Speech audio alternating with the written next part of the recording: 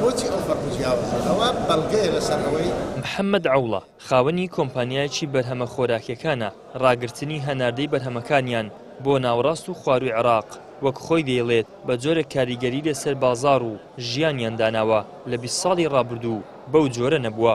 من لە ساڵی 2004ەوە کۆمپانیام دامەزراندووە هەم کۆمپانیام هەیە هەم کارگەم هەیە بۆ بەرهەمهێنانی لە چیزکردنی بەرهەمە خۆراکیەکان لە هەرێمی کوردستان ماوەی 20 ساڵە ئەو کارە دەکەم. ئەو گرفتانەی کە ئێستا هەمانە قەت ڕۆژێک لە ڕۆژان وەکی ئێستا نەبووە وەک برێ ئێستا دەستمان لە بیناخاخان ناندراوە ناتوانین جوولە بکەین بەرهەمی خۆمان بە ئازادی بنێرین بۆ شارەکانی ناوەڕاست و خواروی عێراق. دەیانەوێت ڕامانگرن نێلن ئەو بەرهەمە بڕوا بە هەنجەت و بیانووی ئەوەی کە بچین لەوێ تەزیلی بکەین بەڵام ئەوە بیانیەکی نادەستوریە دەیسەلمێنی کەوا ئەوە شتێکی سیاسی لە پشتەوەیە مەرامێکی سیاسی لە پشتەوەیە باوەڕتان هەبی لە زمانی کڕۆنەی وەک ئێستا ئەمە دانەنیشتن ئێستا من کارگەکەم ڕاگرتووە کۆمپانیەکەم ڕاگرتووە لەبەر چکە بەرهەمەکانم مەخزنەکەم پڕ بووە سارە نییە باریکەم ڕێنیە بار بکەم کرێکارەکانیشم ئیزن دایتەوە. فاسوزای بەرهەم دەینین هەندێک خواروی عێراق دەکەین جنوب دەکەین هەموو محافەزەکان دەکەین ئێستا ڕێگامان لێ گیراوە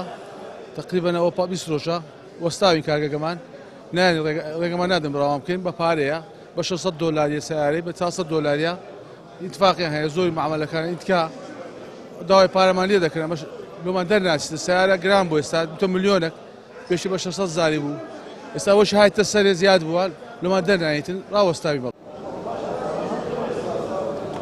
نزیک بە مانگێکە زیاتر لە 2000 کارگە لە کارکردن وەستاون و 200,000 کرێکاریش بێکار بوون بەهۆی ڕاگررتنی هەناردەی بەرهەمەکانیان بۆ ناوەڕاست و خواروی عێراق. تاکو ئێستاش کاربەدەستانی هەرێم هیچ ڕێگە چارەیەکیان نەدۆزیوەتەوە لەگەڵ حکوومەتی ناوەندی تاکو چارەسەری کێشەکەیان بۆ بکەن. ژانەوەی وڵات بە چ دەکرێتن لە ڕێی کارگەکانەوە بەڵام لای ئێمە زیاتر گیرروگرفتمان لە بۆ دروست دەکەن نەوەک ئاسانکاریمان بۆ بکەن. ئێستا ئەو ماوەیە کە ڕێیان گرتووە زیاتر لە 200,000 هەلیکار لە ماڵەوە دانیشتووە 2500 سوور کارگێکمان هەیە کەوا هەمویان ئێستانەکە 100 تا 60یان وەستاوە. کێشەکە سیاسیە هەمووی دەگەڕێتەوە بۆ سیاست لەبەر ئەوەی کێشە لە نێوان حکومەتی مرکزی هەیە و کێشە لە نێوان حکومەتی هەرێمیش هەیە ئەوە پەیوەندی بە خۆیان وەیە بەڵام حکومەتی عێراق دەیهەوێتن کارگەکان هەموو پابند بن بەوە. بڕبڕەی پشتی هەر حکوومەتێک پیشەسازی و کارگە و بەرهەمە ناوخۆیەکانیەتی بەڵام لە هەرێمی کوردستان بە هۆکاری ململانەی سیاسی نێوان هەرێم و ناوەند لە ئێستادا زیاتر لە 2000 کارگە مەترسی داخستنی یەکجارەکیان لەسەرا.